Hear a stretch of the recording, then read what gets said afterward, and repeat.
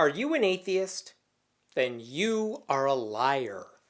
At least that's what Pastor Robert Morris of Gateway Church in Dallas, Texas said recently. He claimed it was scientifically impossible to be an atheist. Scientifically! Like someone in a lab coat figured this out.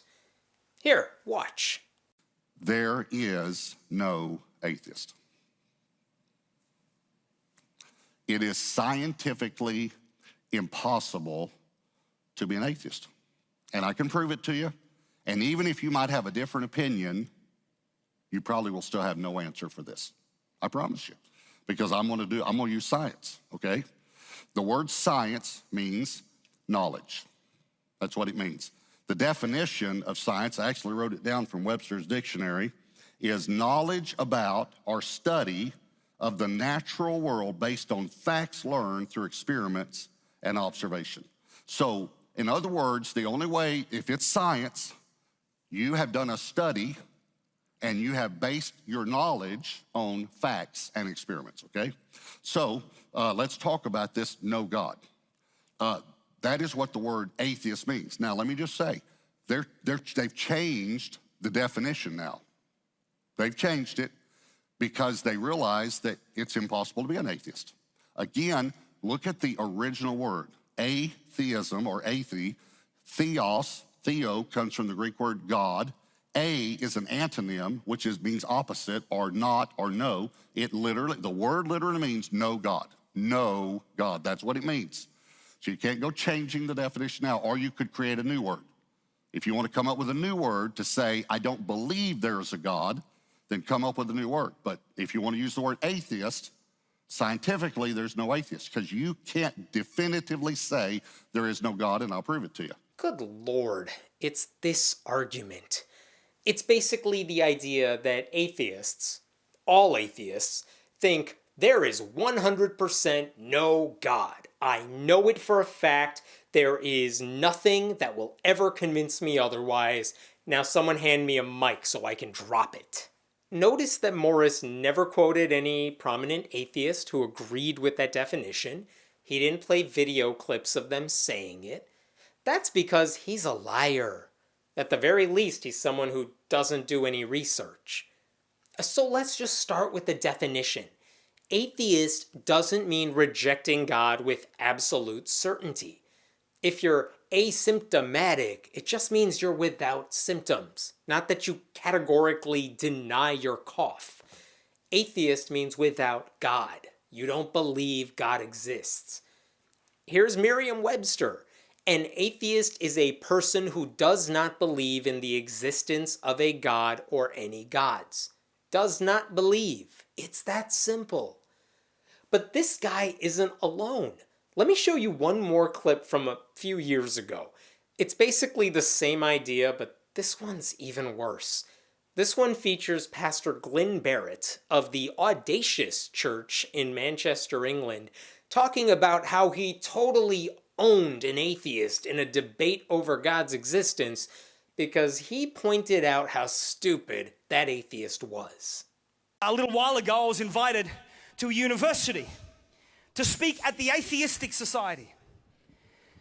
They said, Pastor Barrett, we would like you to come and get involved in a debate with all the atheists.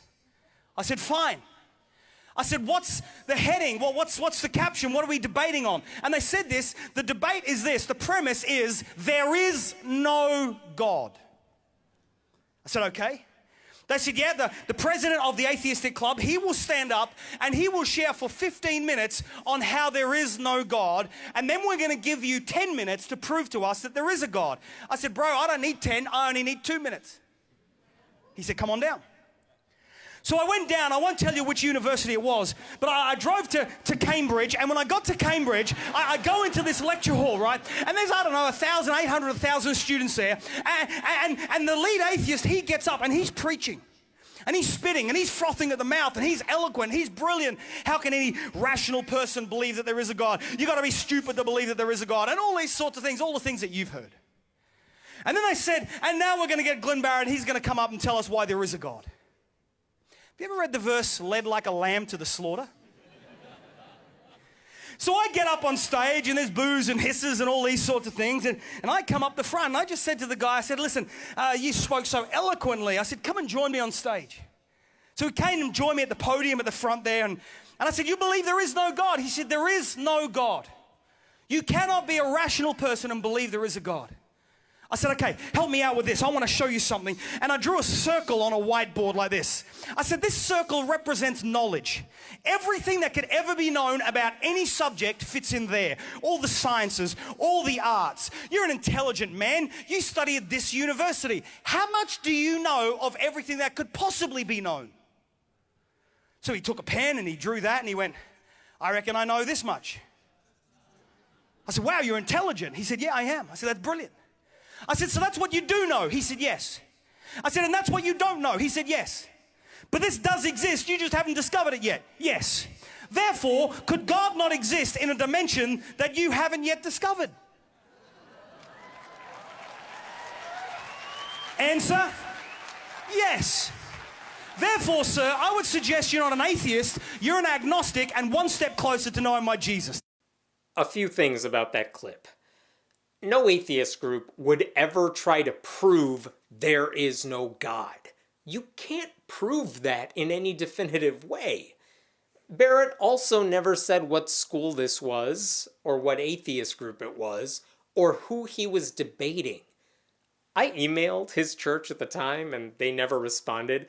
I also emailed atheist groups in that part of England, in Cambridge, to see if they had any clue what he was talking about. No one could recall any debate like that. Just saying.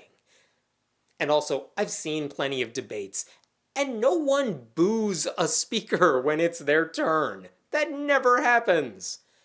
Christian apologists love to pretend atheist means someone who declares with absolute certainty that God doesn't exist, and that it's foolish because humans can't know everything. And then they do this weird flex that goes from that to, therefore, you must believe a virgin gave birth to a man who walked on water and then rose from the dead. Obviously. We are not the irrational ones here. And admitting that we don't know everything doesn't mean we are somehow bad atheists or closer to a particular brand of Christianity. That's not agnosticism either, by the way, which is a completely different concept, like entirely. Look, atheists, more than religious people I would argue, are perfectly willing to admit there's plenty we don't know and never will know. As opposed to pastors, by the way, who open up one book and claim to know everything. But you don't need to know everything to believe God's not going to be out there once we learn more. You can look at the evidence available to you, say there's no reason to think God has anything to do with this, and live your life under that assumption until someone or something proves you wrong. If someone wants to pretend God exists, then the burden of proof is on him. So why would these Christians do this? Why would they create this straw man about what atheists are? Probably because they know none of their followers will ever call them out on it. No one has ever changed the definition of the word. No one needs to change the definition. These guys just need to learn how to read. They're the ones making up their own facts. We are atheists for the same reason we're a-unicornists. It doesn't mean we've scientifically proven unicorns are fictional. It means there's no convincing evidence to the contrary, so you don't have to buy into the myth. Using their own logic, by the way, we could argue that they should believe in the Hindu gods. Why not, right? It's not like they know everything. But I will add this. If someone showed me evidence of God's existence, I would change my mind. Do you think those pastors would ever even consider changing theirs? What would that take? We are not the inflexible ones. Let's not let them pretend otherwise.